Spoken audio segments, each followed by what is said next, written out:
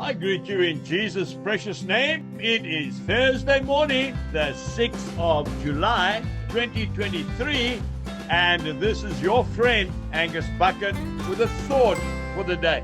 We start off in the book of Romans, chapter 8 and verse 11.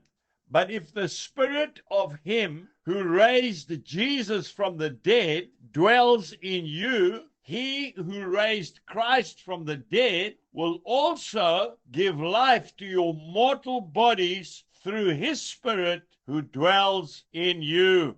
And then Colossians chapter 1 verse 27, Christ in you, the hope of glory.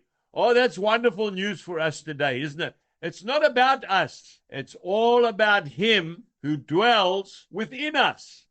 You see, your biggest enemy and my biggest enemy is not the devil. No. He's a defeated foe. His neck was broken on the cross of Calvary. When Jesus said, "It is finished," he meant it.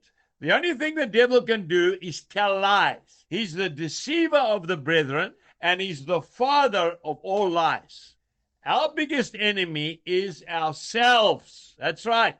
You know, the devil tells you things like, "You're not good enough. You'll never make it. That's too hard for me." And if you believe those lies from the devil, he will neutralize you and you will be powerless.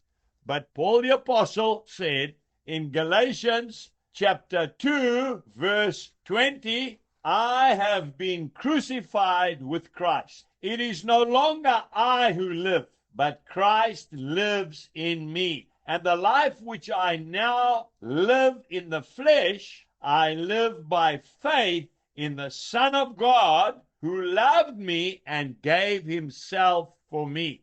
You see, when we put our total trust in the Savior of the world, we can do it. Then there's nothing too hard for us. You know, William Carey was an English cobbler. He wasn't even a shoemaker. When somebody was mocking him one day and said, "Oh, you're just a shoemaker," he said, "No, I can't make shoes. I can only repair them." He took the gospel to India and he translated the Bible into some of the most difficult languages on earth, into Hindustani, Sanskrit, and many other languages. His favorite saying was, "Expect great things from God and attempt great things for God."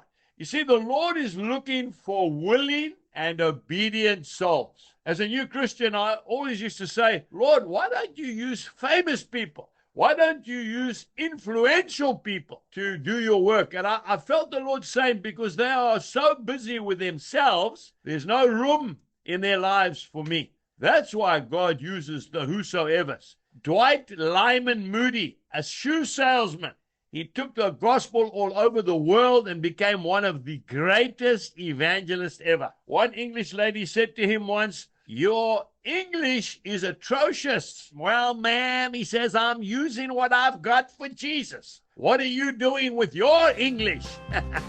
Jesus bless you and have a lovely day. Goodbye.